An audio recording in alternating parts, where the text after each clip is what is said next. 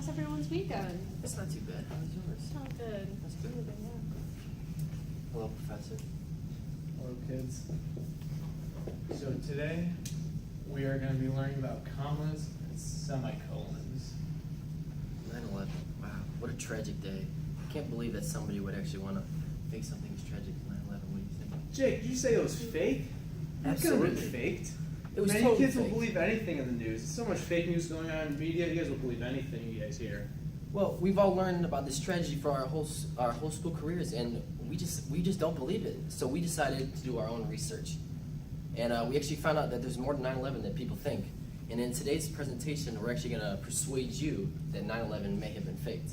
All right, Jake, you seem so confident. Why don't you tell me why you believe it was so fake? All right. I think it's faked due to a controlled demolition, and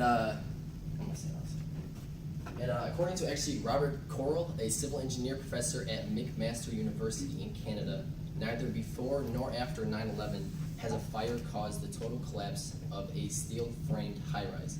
The only phenomenon capable of collapsing such buildings is through a controlled demolition. So that just seems kind of weird to me, how a fire could cause the demolition of what was honestly the two largest and biggest buildings of its time, the most structurally sound. It just doesn't, something just does not add up to me. And the towers, they actually fell one after another, almost in like a succession type of thing. So one fell, and then it was like, I believe, a minute and 20 seconds later, the other one fell, so they gave themselves just a little time to lag up with with TV and live TV. And they also, the weirdest thing about it for me was that the airplanes, they hit the 80th floor, I think it was the 84th floor, but the actual towers that got kind of destroyed from the bottom, so they kind of bottomed out, which doesn't make sense to me, because if it hit the top, 84th floor, roughly, and it just collapsed from the bottom, some things are not adding up for me. It's really fishy. I just don't really understand.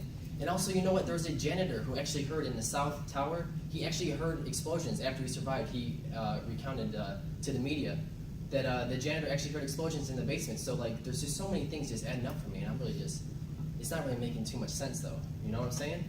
Okay, it's a good argument. What else do you have? Do you have any other?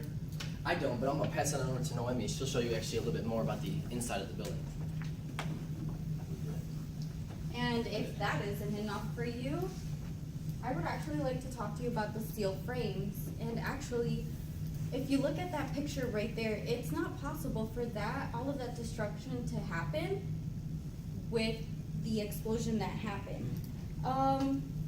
So not enough was to melt, it was just supposed to lose structural strength. And according to popularmechanics.com website I visited on May 7th of 2019 said, quote, jet fuel burns at 800 degrees to 1,500 degrees Fahrenheit, not hot enough to melt steel. So it wouldn't have been possible for all of that steel to melt. And it would have only lost 50% of its structural strength. So if that isn't enough for you, I don't know what would be. And actually, if you think this isn't true, I guess you could say that maybe it wasn't constructed right.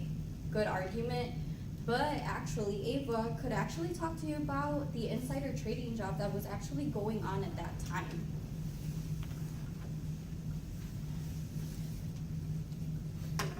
Okay, so insider trading. What is that exactly? It's the illegal practice of trading on the stock exchange to one's own advantage through access of confidential files. And who is this guy right here? Well, that's Larry Silverstein.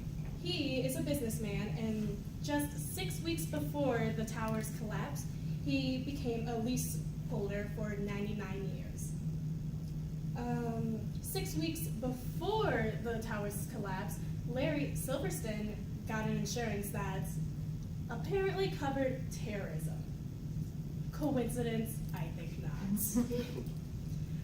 Well, after the towers collapsed, Larry Silverstein tried to get a payout for 2 events, considering that the 2 towers were separated between 15 minutes of their collapse. However, his insurance only wanted to pay for 1 tower. So he decided to sue them and take them to court. He eventually did lose that, which made him mad. So, on Snoops.com I access May 16th of 2019, the court ultimately did grant Silverstein a payout of $4.55 billion, which amounted to about 1/3 more than the max allowed for a single occurrence per his insurance, but significantly less than the $7 billion he was seeking for. So, if that doesn't convince you, Teach, Matt will now talk about the Bush administration.